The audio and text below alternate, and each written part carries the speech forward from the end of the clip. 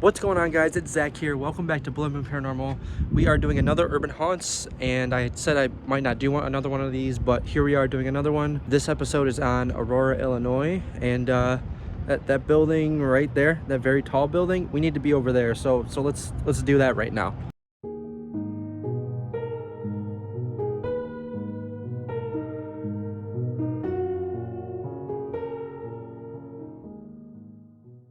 All right, so we made it to the tall building that I was pointing at, and that is the Leland Tower apartment building.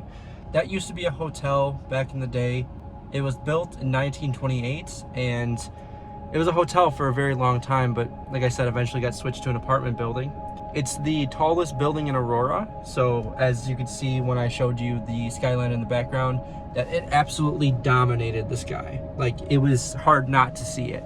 There are a lot of famous people who have visited this hotel, including John Dillinger and Al Capone, which seems to be two popular names that we come across when we go to locations. The top floor up there was known as the Sky Room, which was a very popular, very fancy restaurant that would bring in all types of guests to the hotel. Very similar to the Cecil Hotel, this hotel has seen tons and tons of suicides. As you can see, it's a very tall building, so if you jump from that top floor or any of the floors, really, you wouldn't make it out. So there has been a lot of suicides here, and they would hit that concrete right there, and it's honestly really sad, but that's what they believe is haunting this building, is the amount of suicides that have happened here. Let's head to our next location.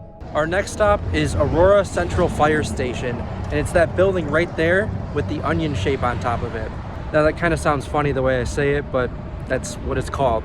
So this fire station was actually built in 1894 and was decommissioned in the 1980s.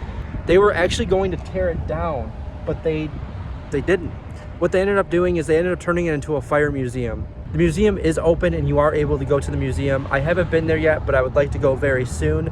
They do offer ghost tours, and you could rent out the fire station for the ghost tours. So that would be something super cool and super unique to do.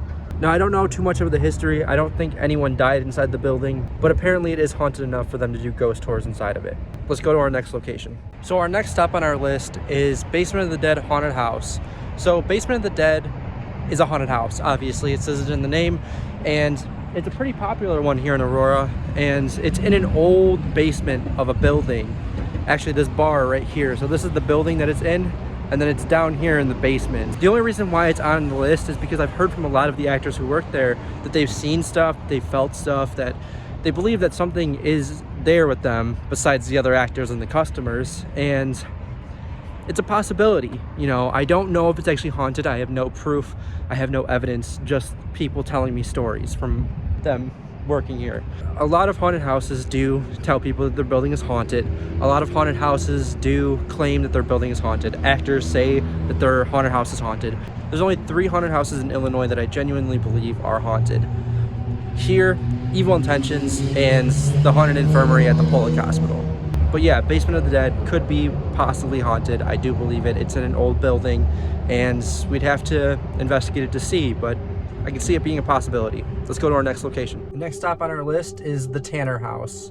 This house seems like it would be a gold mine for paranormal activity. The house was built in 1857 by William Tanner. He was a prosperous hardware dealer. He would supply tools to early pioneers who were trying to build a life out here. Him and his wife had 10 children, which is a lot of kids, and personally I would not like to have 10 children. I don't know how they can do that.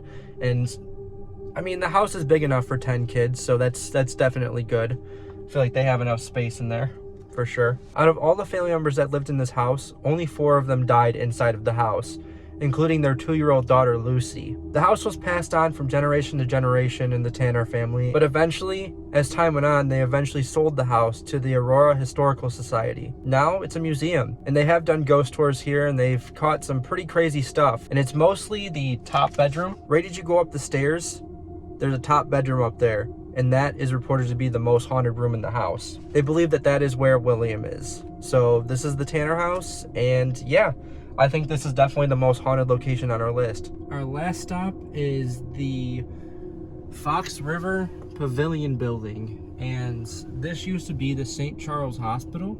So the original hospital was built in 1902 and then demolished and then replaced with this Art Deco style building in 1931. So it was a hospital during that time, and it's currently a nursing home and sanatorium. So this has a lot of history to it, and it's still growing. The history still is going on and building up as we speak.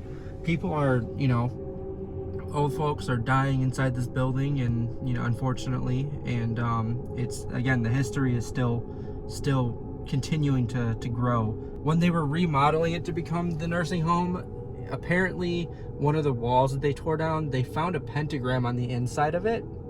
So that's kind of freaky, and it's really unknown why it's haunted, but it is a hospital. So I mean, that makes sense to me, because hospitals, are usually associated with death and illness. So this building is haunted by several spirits, and people aren't really sure why, and there's no way to really communicate with these spirits because it's a nursing home. So there's no way you could access it and try to communicate. But yeah, this was the St. Charles Hospital / Fox River Pavilion.